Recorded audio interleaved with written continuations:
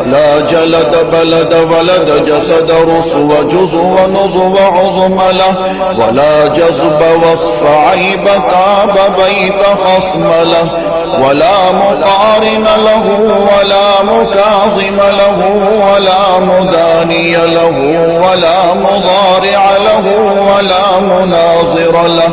ثم نشهد أن لا إله إلا الله وحده لا شريك له من يشرك في ذاته وصفاته وعاداته وآياته أو يتبرك بغيره من نبي